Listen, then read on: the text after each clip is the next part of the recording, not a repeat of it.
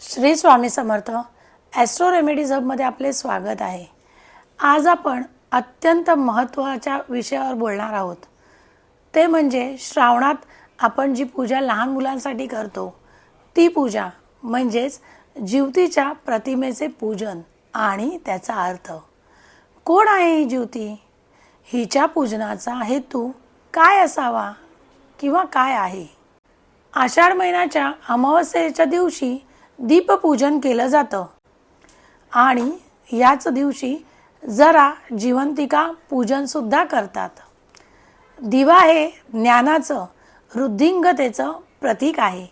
अज्ञानाचा नाश करून ज्ञानाकडे जाण्याचा मार्ग, मुख्य आधार ते म्हणजे दीप।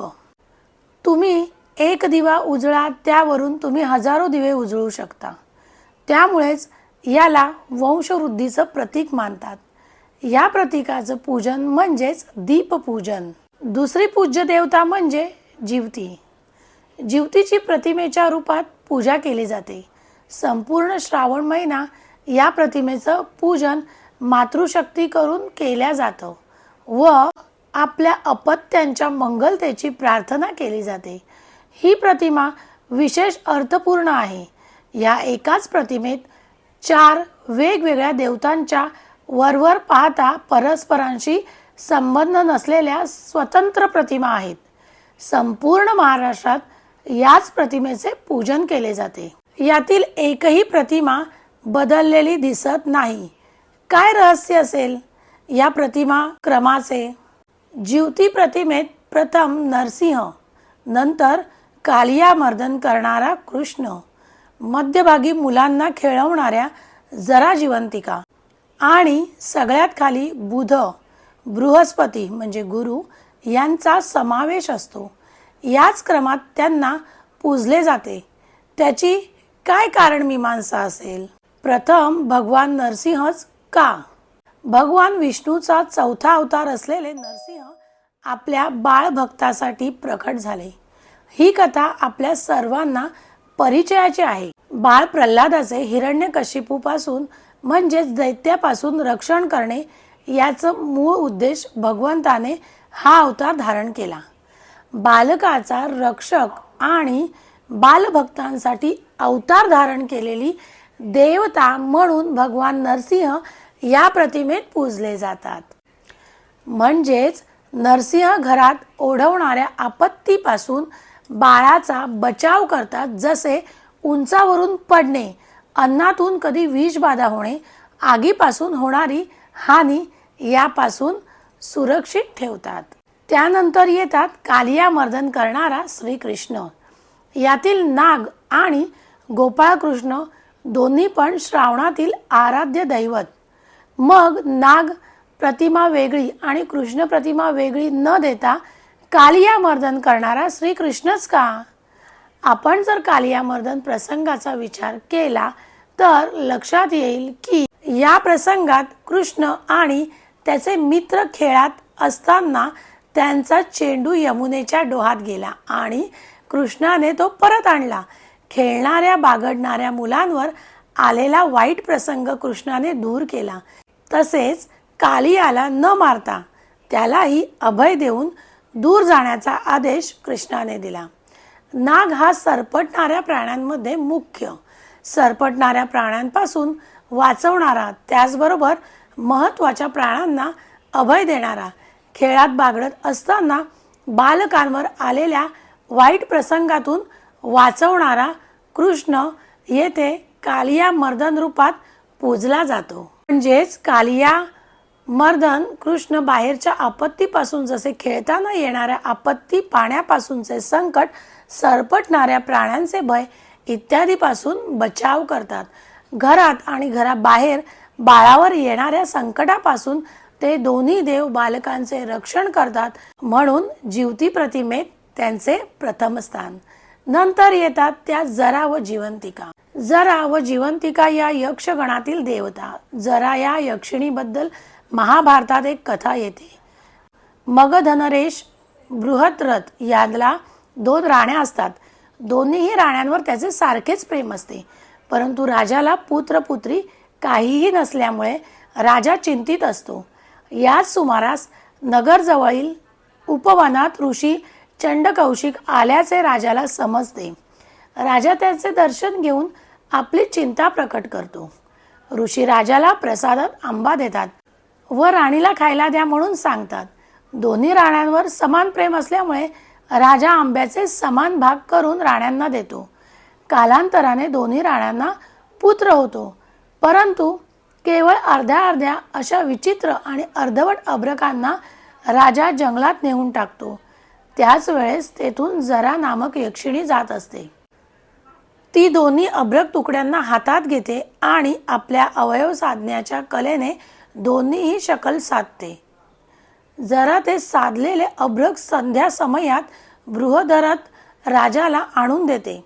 जरा यक्षिणीने साधले म्हणून राजा त्यांचे नाव जरासंग ठेवतो आणि जरा यक्षिणीच्या उपकाराप्रित्यर्थ नगरात देऊन बांधून तिला मगधाच्या इष्टदेवतेचा मान देतो. त्याचप्रमाणे जार देवतेचा वार्षिक महोत्सव सुरू करतो. अशी ही जरा देवी. जारेचीच सखी जिवंतिका. जिवंतिका या शब्दाचा अपभ्रंश जिवती. जिवंतिकेचा अर्थ होतो दीर्घायू प्रदान करणारी. बालकाच्या दीर्घायुष्याची कामना करून या देवीची पूजा करतात. ही देवी पाळण्यात व आजूबाजूंनी बालकांना खेळवते अशा रूपात दाखवतात. प्रतिमेत सगळ्यात शेवटी येतात बुध व बृहस्पती. बुध हा ग्रह हत्तीवर बसलेला असून हाती अंकुश धारण करतो, तर बृहस्पती म्हणजेच गुरु वाघावर बसलेला आणि हातात चाबूक घेतलेला दाखवतात. बुधाच्या प्रभावाने जातकाला अलौकिक बुद्धिमत्ता, आकर्षण, व्यक्तिमत्व, वाक्पटुत्व इत्यादी गुण प्राप्त होतात, तर बृहस्पतीच्या प्रभावाने शैक्षणिक प्रगती, आध्यात्मिक उन्नती, विवेक बुद्धी जागृत होते. बुधाचं वाहन हत्ती. हत्ती हे उन्मत्तेचं प्रतीक आहे. मानवी मनाला येणारी उन्मत्ता आपल्या बुद्धिमत्तेत व्यक्तिमत्वाचा अंकुश घालून आवर घालावा हे बुध प्रतिमेवरून लक्षात येते. बृहस्पतींचं वाहन वाघ हे अहंकाराचा प्रतीक आहे. मानवी मनाला अहंकार लवकर चिटकतो. अहंकार मानवाच्या सर्व प्रकारच्या प्रगतीमध्ये व आध्यात्मिक साधनेतही बाधक ठरतो. त्यावर आपण ज्ञानाच्या गुरुकृपेच्या आशीर्वादाने ताबा मिळवावा हे बृहस्पती प्रतिमा आपल्याला शिकवते. म्हणूनच बुध व बृहस्पती यांना सुद्धा जिवती प्रतिमेत स्थान मिळाले आहे. प्रथम रक्षक देवता, नंतर जन्मलेल्या बालकाचे रक्षक व दीर्घायुष्य देणारी देवता आणि नंतर व्यक्तिमत्व प्रभावित करणारे ग्रह देवता असा हा जिवती प्रतिमेचा क्रम. एका मातृशक्तीने दुसऱ्या रक्षक व बालक शक्तीचे केलेले पूजन म्हणजे जिवती पूजन. जगातील सर्व प्राणी मात्रांच्या उज्ज्वल भविष्याची रक्षणाची प्रार्थना म्हणजे जिवती पूजन. आता आपण पाहू कशी करायची ही पूजा. श्रावणी शुक्रवार व जिवती पूजन हे अनेक घराण्याचा कुलधर्म किंवा कुळाचार आहे. श्रावणातल्या शुक्रवारी कुलदेवीची व लक्ष्मीची आराधना करून सुवासिनींना भोजन व हळदी कुंकू, फुले, पाने व सुपारीसह दक्षिणा देऊन सत्कार केला जातो. ह्या विधीस सवाष्ण करणे असे म्हणतात. श्रावण महिन्यात 4 शुक्रवारी संध्याकाळी सुवासिनींना हळदी कुंकवाला बोलवून त्यांना दूध, साखर, चणे, फुटाणे द्यावेत. प्रत्येक शुक्रवारी मुठीचे पुरण घालावे व कोणत्याही एका शुक्रवारी पुरणपोळी करून सवाष्ण जेवायला घालावी. तिला दक्षिणा द्यावी. श्रावणातल्या 4 शुक्रवारी जिवतीची पूजा करतात. ही पूजा संतती रक्षणार्थ मानली जाते. जिवतीचा कागद श्रावण महिन्याच्या सुरुवातीस जो वार, उदाहरणार्थ मंगळवार, बुधवार, शुक्रवार, शनिवार, जो कोणता वार येईल त्या दिवशी देवाऱ्याजवळ भिंतीवर लावावा. त्याची आठवड्यातून 4 दिवस पूजा करावी. श्रावण शुक्रवारी कुलदेवीची व लक्ष्मी मातेची तसेच जिवतीची पूजा करावी.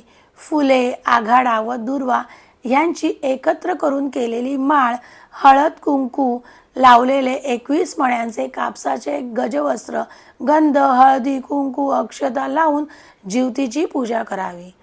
पूर्णाचे 5, 7, 9 असे दिवे करून लक्ष्मी मातेची व जिवतीची आरती करावी.